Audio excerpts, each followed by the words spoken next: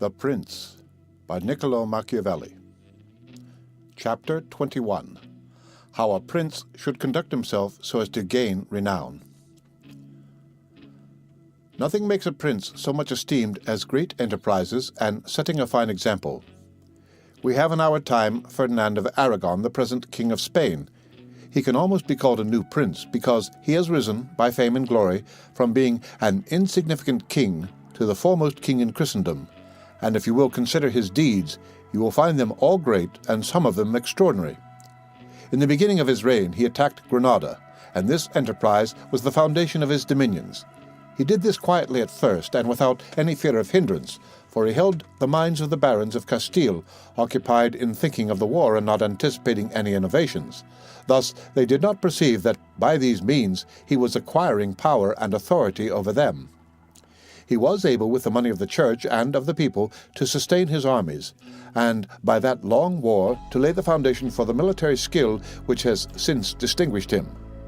Further, always using religion as a plea so as to undertake greater schemes, he devoted himself with pious cruelty to driving out and clearing his kingdom of the Moors. Nor could there be a more admirable example, nor one more rare.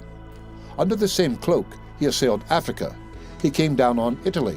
He has finally attacked France, and thus his achievements and designs have always been great, and have kept the minds of his people in suspense and admiration, and occupied with the issue of them.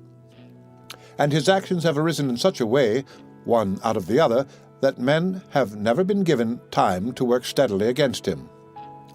Again, it much assists a prince to set unusual examples in internal affairs, similar to those which are related of Messer Bernabo da Milano, who, when he had the opportunity, by anyone in civil life doing some extraordinary thing, either good or bad, would take some method of rewarding or punishing him which would be much spoken about.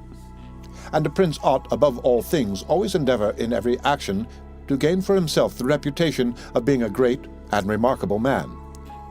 A prince is also respected when he is either a true friend or a downright enemy.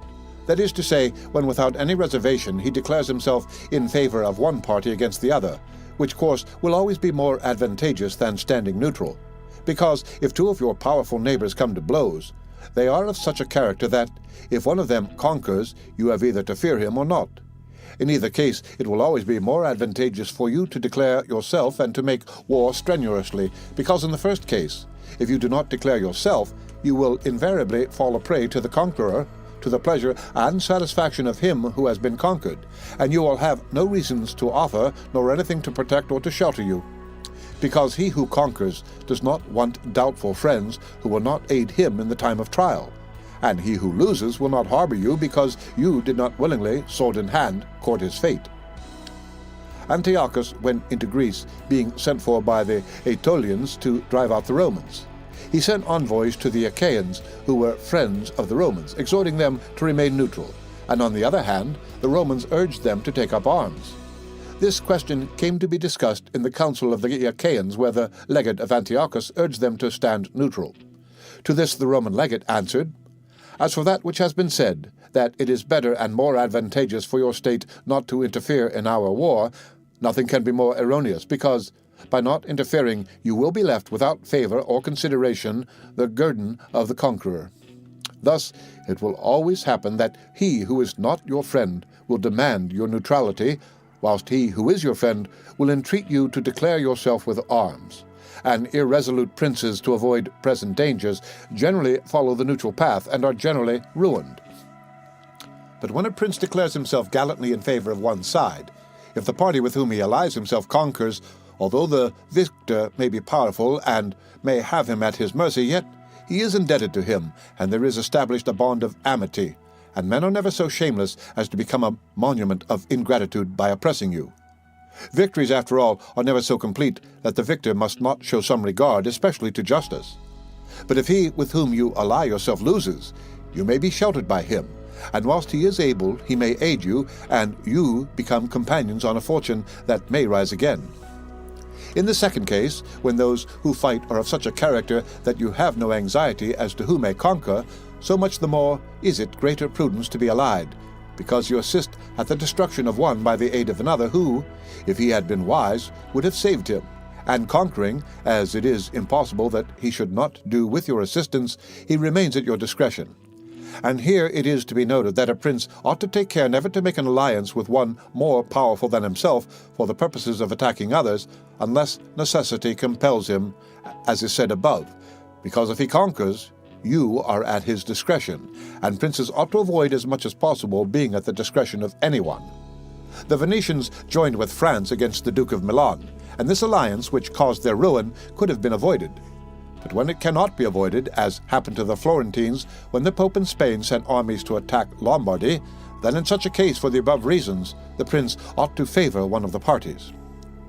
Never let any government imagine that it can choose perfectly safe courses. Rather, let it expect to have to take very doubtful ones, because it is found in ordinary affairs that one never seeks to avoid one trouble without running into another.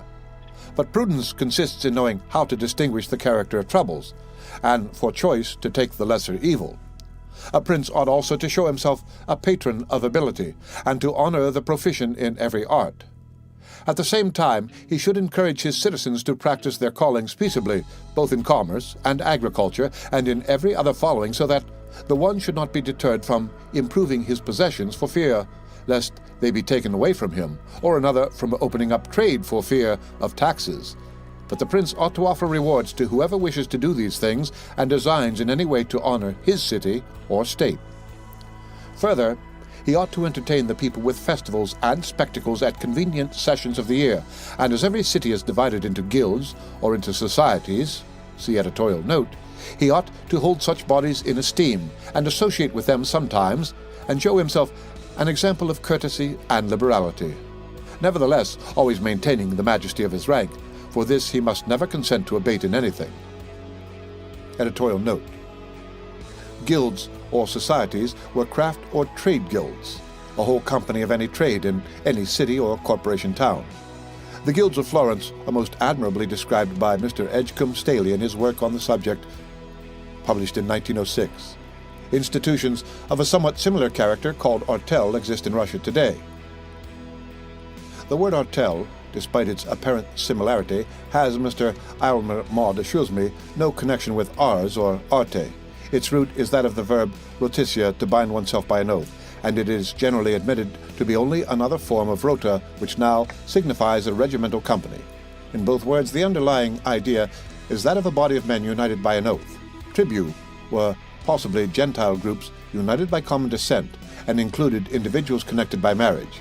Perhaps our words sects or clans would be most appropriate. The end of chapter 21.